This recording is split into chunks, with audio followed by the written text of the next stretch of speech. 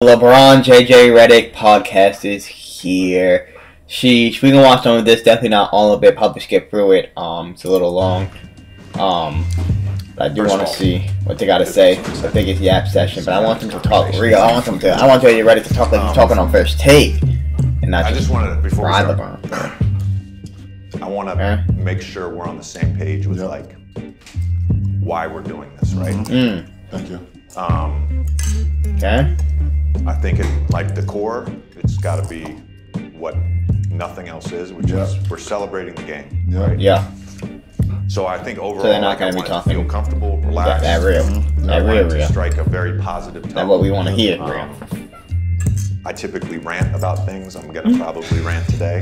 Like it just comes out. That's what we want to hear. Like whatever. Let's do it.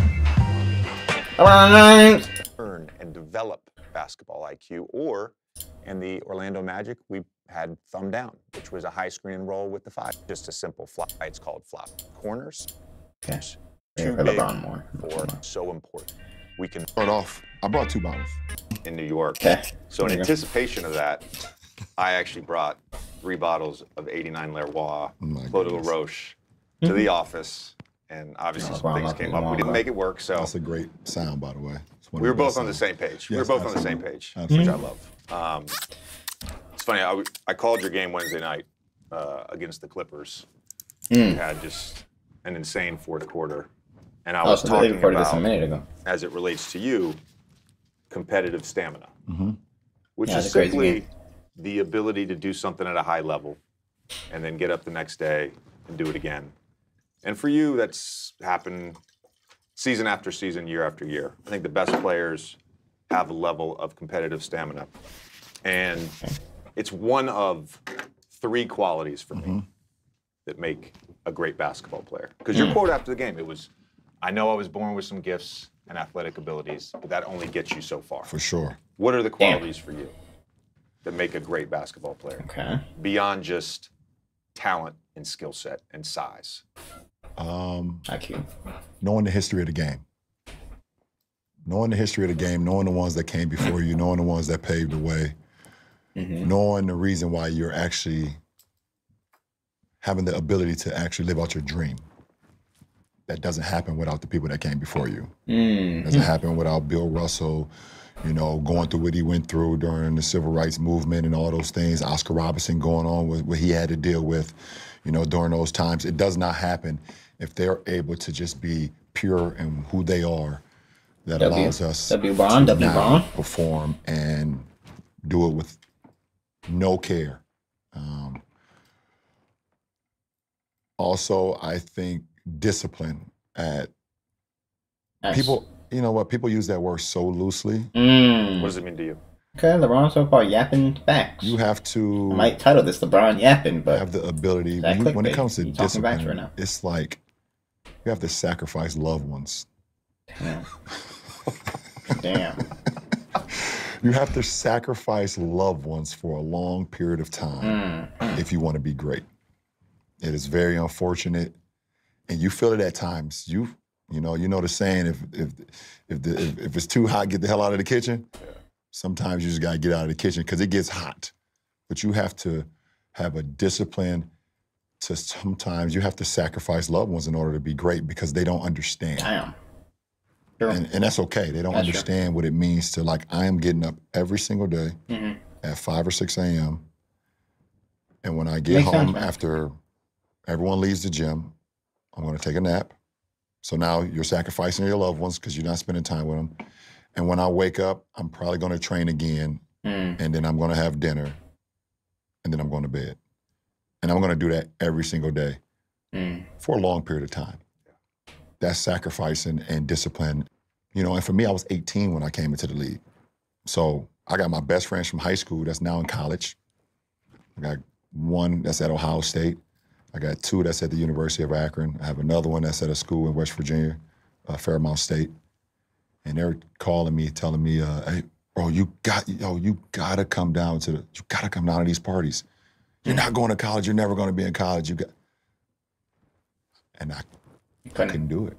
Damn. couldn't do it. I look back on it now, I wish I would have done a few of them. I'm not going to lie. I'm not going to lie. I wish I did. But then the third thing, JJ asked, do you really love the game? Like, do you really love the game?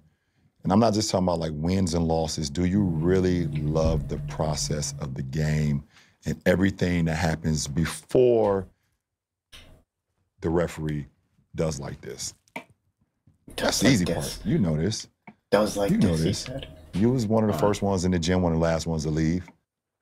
Everyone sees when the cameras are rolling and the 20,000 fans are there and the cheerleaders are dancing and the popcorn is popping and the celebrities are sitting in celebrity row.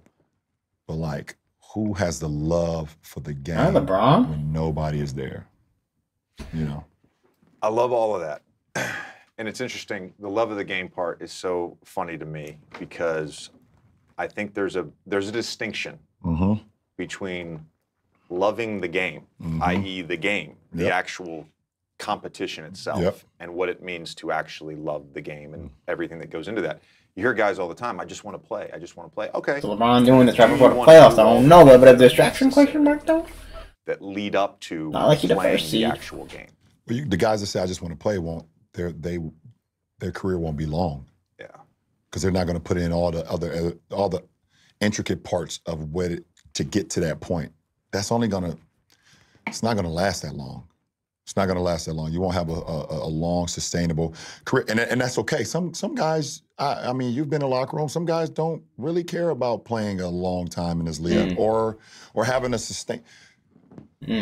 So sometimes I look in like some of the all-star locker rooms I've been in, and you see a guy 1 year, or you see a guy maybe 2 years, and then he's not in the locker room anymore after that. And you just like wonder to yourself, why?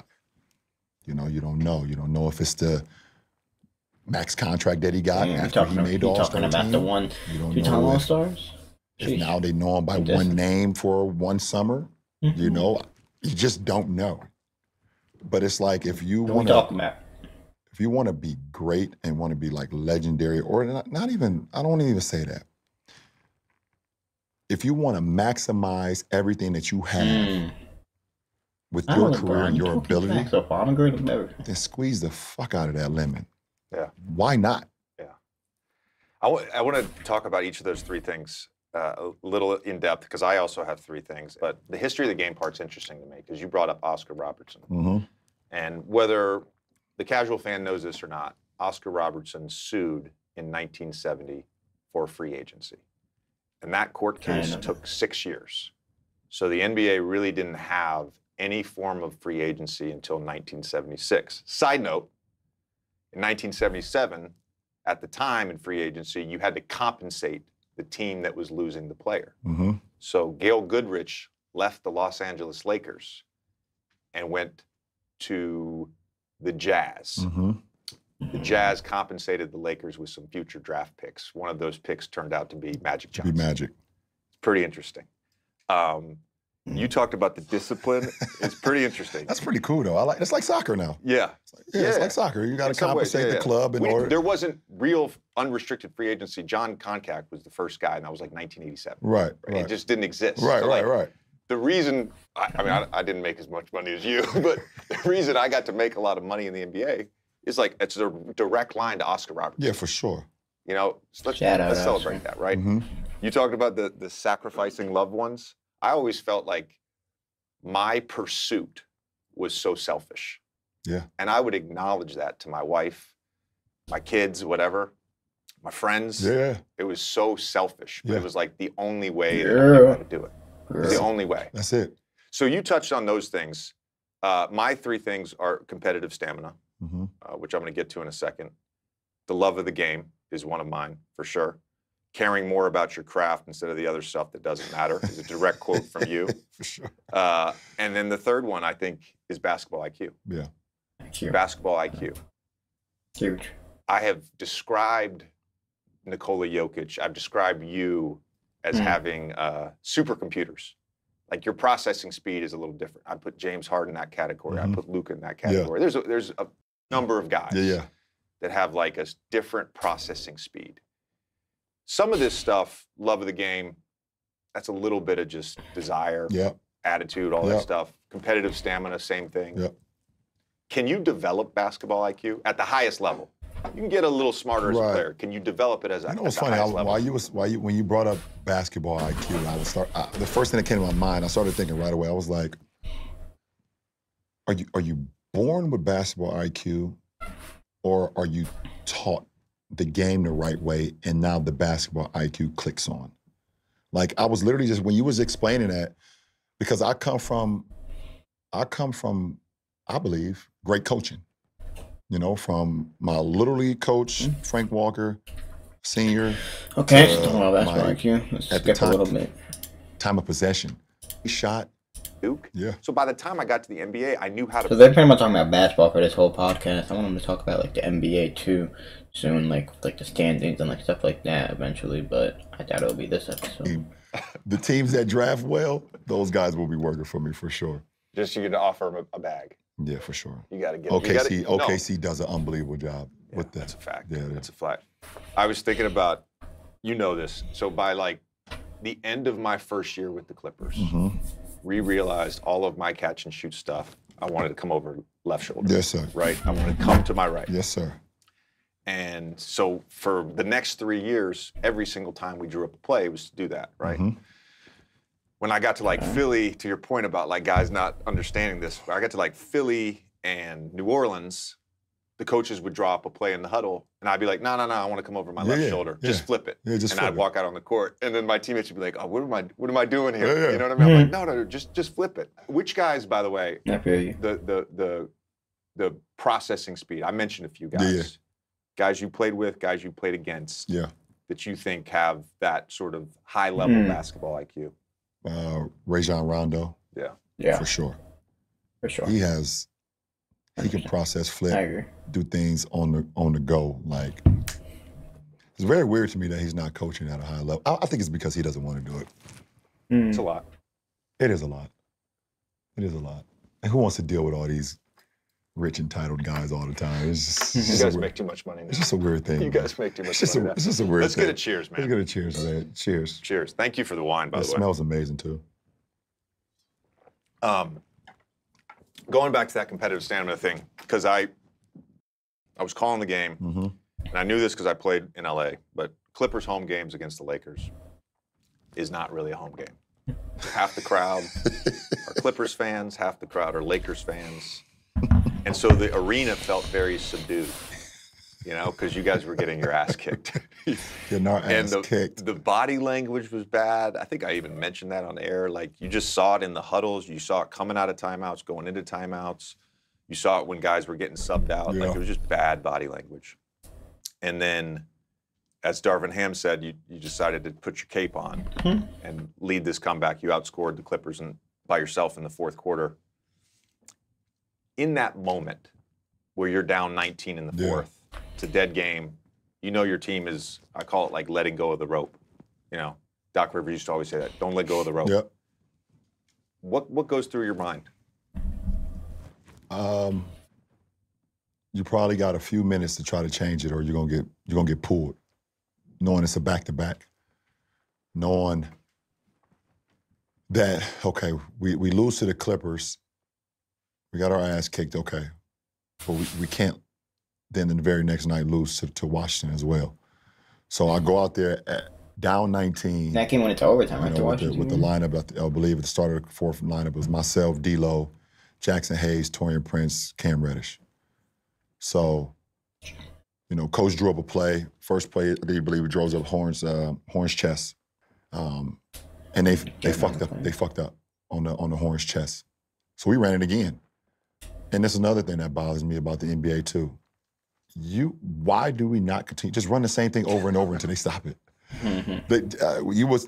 Guys would run a play one time, then you were scoring, then they'd change the play. But anyways, we ran it again, and they fucked it up again.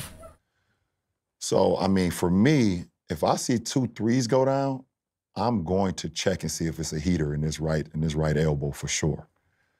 And I hit another one. And there normally is a nice after that. And at this point, now I'm feeling really good. I got a nice bounce in my step. We're getting stops, and You know, I take one down the right wing. All right, we get it, and, bro. PJ's okay, kicking me. Y'all beat the Clippers. Congrats. Like, Michael to Kobe. Yep. Right. You can see that. Yep. I don't know that there's been a player that has influenced the game more than Steph. And you can certainly point to like Harden for sure in that era, Damian Lillard for sure. But you're right. It started with Steph. When it comes to influence, since I've been watching the game, the most influence on the game. And obviously we know what Mike did for the game. Sure. You know, but Steph and Allen Iverson are the two biggest influential guys in our game since I've been watching and covering it. You know, one, they're 6'3", 6'4", if you want to. Steph's not 6'4". If you want to look on the back of a basketball card, you know, you're always a lot taller on the back of the basketball card. You know, Allen Iverson and Steph, they were just so relatable, and kids felt like they could be them. They were guys that was not always counted on. They were small in stature, and they just defined the odds. So you got AI, who's like unbelievable crossover, cornrows, arm sleeve. We wear arm sleeve. Everyone wears an arm sleeve now because of Allen Iverson. And he's going in the trenches, you know, laying it up over bigs, whatever the case may be. And now you have Steph, who's shooting over the Empire State Building. You know, it's like those two are the two most influential when you say the game, how they changed the game, and the kids, and like, those are two guys that you just wanted to watch every single night. I have an arm sleeve because of Allen Iverson. Like, no bullshit. Listen, no bullshit. One of my tattoos is because of Allen Iverson. Like, sure. And Steph, I think he changed. I think I'm gonna call it, man. And it's cool. I like it. It's spinning facts, not yapping, but I want some yapping.